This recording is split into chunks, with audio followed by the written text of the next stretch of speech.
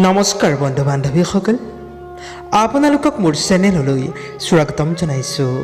বন্ধু বান্ধৱীসকল, মংগলবাৰে এই উপায় কৰিলে সুখ শান্তি ও সমৃদ্ধি বৃদ্ধি হয়। তাৰেই দুটামান কথা লৈ আপোনালোকৰ ওচৰত উপস্থিত হৈছোঁ। সেয়েহে বন্ধু বান্ধৱীসকল, যিসকল লোকে এতিয়াও মোৰ চেনেলটো ছাবস্ক্ৰাইব কৰা নাই তেনেহ'লে সোনকালে ছাবস্ক্ৰাইব কৰি দিয়ে যেন, আৰু লগতে থকা বেল বুটানটো টিপি দিব যাতে মোৰ নতুন নতুন ভিডিঅ'সমূহ আপোনালোকে ন'টিফিকেশ্যনৰ দ্বাৰা পাই গৈ থাকে। তেন্তে আহক বন্ধুসকল, আমি ভিডিঅ'টো আৰম্ভ কৰোঁ। বন্ধু বান্ধৱীসকল, মংগলবাৰ দিনটিত হনুমানজীক পূজা প্ৰাৰ্থনা কৰিলে হনুমানজী অত্যন্ত সন্তুষ্ট হয় আৰু ভক্তক দুহাত ভৰি আশীৰ্বাদ প্ৰদান কৰে। হনুমানজী ৰাম ভক্তৰ নামেৰে জনা যায় আৰু হনুমানজী এনে এজন ভগৱান যিয়ে ভক্তৰ পূজাত অতি শীঘ্ৰেই প্ৰসন্ন হৈ যায়।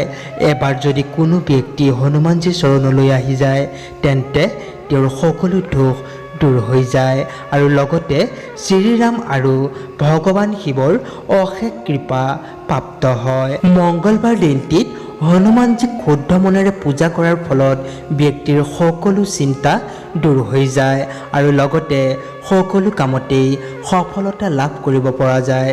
আজি আপোনালোকৰ ওচৰত হনুমানজীৰ এনেকুৱা এটি গুপ্ত মন্ত্ৰ ক'বলৈ গৈ আছোঁ, যিটো নিয়মিতভাৱে জপ কৰিলে অত্যন্ত সুফল লাভ কৰিব পাৰিব। লগতে ধনৰ দেৱী মা লক্ষ্মীৰ কৃপাও আপোনাৰ ওপৰত থাকিব আৰু আপোনাৰ জীৱনৰ সকলো ইচ্ছাই পূৰ্ণ হ'ব।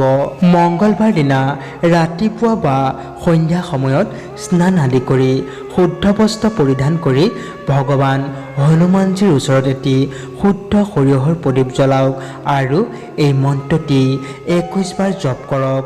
ওম হুং হনুমতে নমঃ। এই মন্ত্ৰটি হনুমান মন্দিৰত বা আপোনাৰ ঘৰতে কৰিব পাৰিব। এই মন্ত্ৰটি জপ কৰাৰ ফলত আপোনাৰ বেয়া সময়বোৰ কাট যায় আৰু ভাল সময়ৰ আগমন ঘটে।